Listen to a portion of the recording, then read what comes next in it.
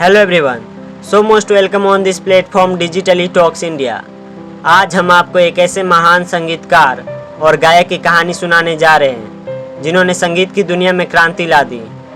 John Lennon न सिर्फ एक म्यूजिशियन थे बल्कि उन्होंने समाज में बदलाव की आवाज़ भी उठाए।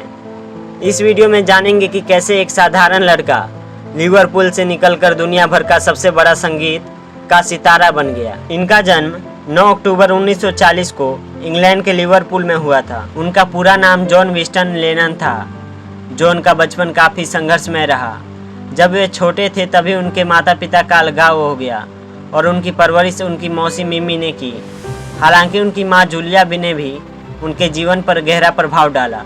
जॉन को बचपन से ही संगीत का शौक था। उनके शुरुआती दिनों में उन्हें स्कीफल म्यूजिक का शौक लगा जो उस समय लिवरपूल में बहुत लोकप्रिय था। उन्होंने अपने दोस्तों के साथ मिलकर एक बैंड बनाया जिसका नाम द क्वेरीमैन था। द बीटल्स का उदय कैसे हुआ? यह एक ग्रुप है। 1957 में जॉन की मुलाकात पॉल मैकार्टनी से हुई और ये मुलाकात उनकी ज़िंदगी का सबसे बड़ा मोड़ साबित हुई। दोनों ने मिलकर द क्वेरीमैन में एक नई जान डाली। जल्द ही जॉर्ज हैरिसन और रिंगो स्टार भी इस बैंड का हिस्सा बन गए और द बीटल्स का जन्म हुआ। 1960 के दशक में बीटल्स ने पूरे संगीत जगत में धूम मचा दी। उनके गाने जैसे है जुड़े, लेट इट बी, यस्टरडे और all you need is love आज भी लोग गुनगुनाते हैं। बीटल्स के गानों में जॉन लेनन के शब्दों और धुनों का जादू था। उनके संगीत में समाज, शांति और प्रेम के संदेश होते थे जो उस समय के युवाओं के दिल को छू जाते थे।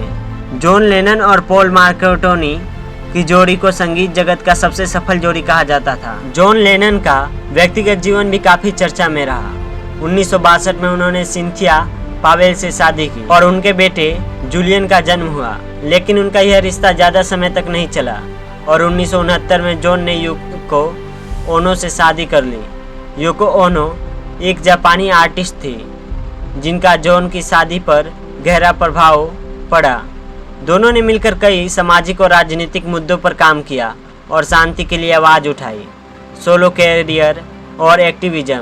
1970 में द बीटल्स का टूटना एक बड़ा धक्का था, लेकिन जॉन लेनन ने इसके बाद सोलो करियर की शुरुआत की। उनकी सोलो एल्बम इमेजिन को दुनिया भर में सराहा गया। इसका टाइटल ट्रैक इमेजिन आज भी शांति और संभव का प्रतीक माना जाता है। जॉन लेनन एक एक्टिविस्ट भी थे। उन्होंने युद्ध, खासकर वियतनाम युद्ध के खिलाफ आवाज़ उठाई।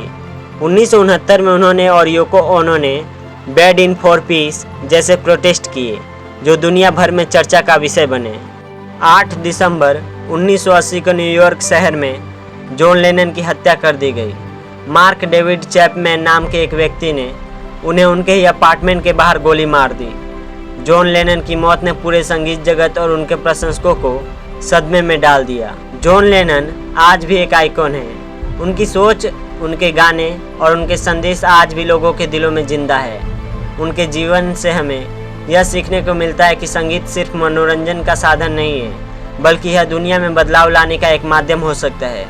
उनका सपना था कि दुनिया में शांति हो और उन्होंने अपने जीवन को इस दिशा में समर्पित किया। तो दोस्तों, यह थी जॉन लेनन की प्रेरणादायक कहानी।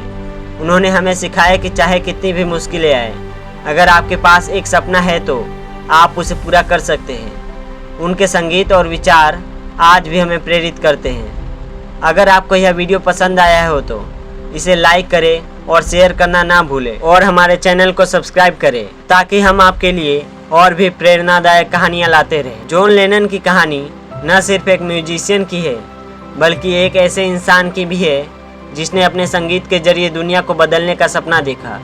उनका जीवन इस बात का उदाहरण है कि कैसे एक इंसान अपनी कला के माध्यम से समाज पर गहरा प्रभाव डाल सकता है।